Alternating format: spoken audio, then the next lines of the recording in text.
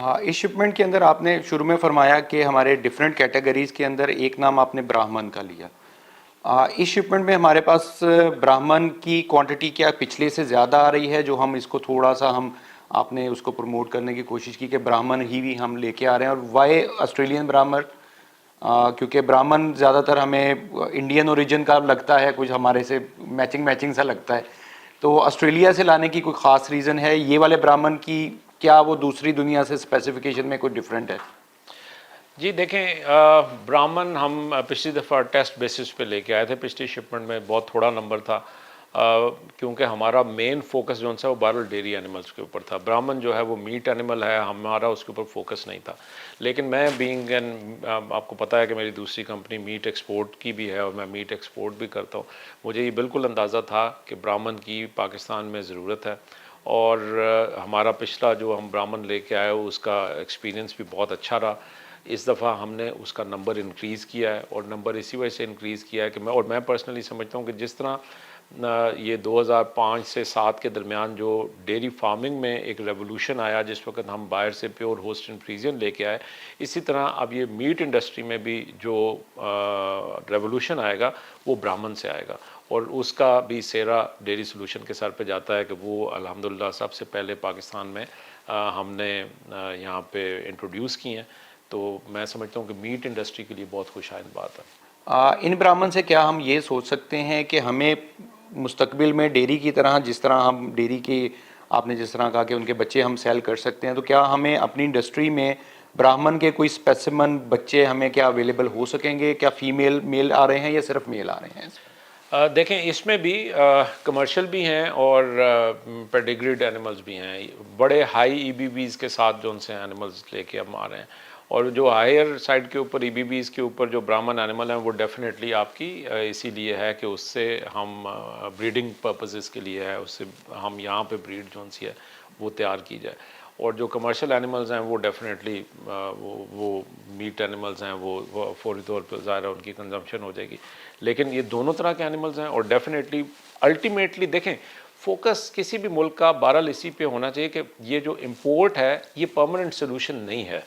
आपको short term में अगर आप बहुत जल्दी आगे बढ़ना चाहते हैं, जिस तरह हमने डेयरी में देखा भी और किया भी कि हमने शॉर्ट टर्म में वहाँ से एनिमल्स लेके आए, और मुझे ये नज़र भी आता है कि आने वाले आपको 5 से 10 साल में आपको मज़ीद एनिमल्स इंपोर्ट करने की शायद ज़रूरत ना रहे। अगर मैं पिछले साल की फ़िगर देखूं तो 3000 के करीब जो कॉर्पोरेट फार्म्स की प्रोजनी है वो मार्केट में बिकने के लिए आई।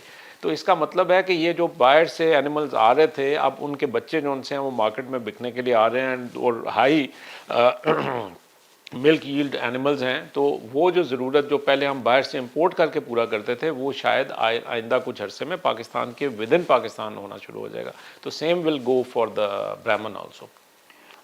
सर, डेयरी सोल्यूशन फ्यूचर में क्या प्रेडिक्ट करती है? हमारी डेयरी इंडस्ट्री जो एग्रीकल्चर का काफ़ी नीचे पोर्शन हुआ करती थी, अब वो 63 तक पहुंच गई है एग्रीकल्चर का।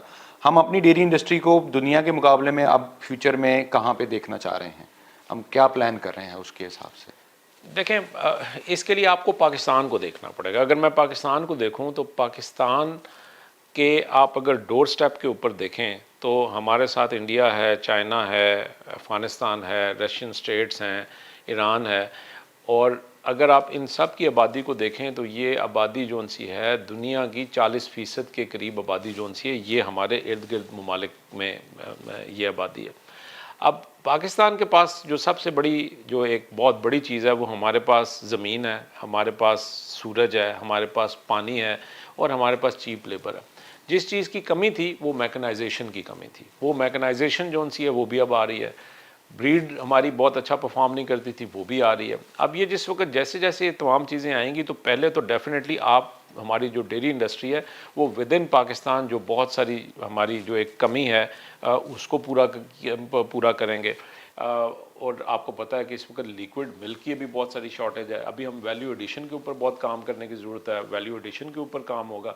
जब आप वैल्यू एडिशन भी कर लेंगे तो फिर आपके पास एक बहुत बड़ी एक्सपोर्ट है, आप एक्सपोर्ट मार्केट है। अफगानिस्तान टोटली आप पे डिपेंडेंट है, मिडिल ईस्ट जो सा है उसको भी आपकी ज़रूरत है। तो मैं पर्सनली ये देखता हूँ कि ये जो आने वाला वक्त है ये अभी कई साल जो से हैं डेयरी के लिए बहुत गोल्डन ईयर्स होंगे, और इसमें ना सिर्फ वो फार्मर्स जो कि इसके ऊपर काम कर रहे हैं, उनको as a businesses they will grow, जो ह्यूमन रिसोर्स जो इसमें काम कर रहा है, जो इसमें लोग किसी भी तरीके से, वो चाहे हम जैसी कंपनीज़ हैं या हमारे कंपनीज़ में जो हमारे साथी काम कर रहे हैं, या फार्मर्स हैं, फार्मर्स के पास जो लोग काम कर रहे हैं, फार्म मैनेजर्स हैं, जो आपके बाकी स्टाफ है, इसकी बहुत बड़ी मांग रहेगी। आज की तारीख में भी अगर मैं वेटनेरियंस को देखूं तो वेटनेरियन इस वक्त पाकिस्तान में हाईली पेड जो उनसे सैलरीड पर्सन जो उनसे हैं वो हाईली पेड है।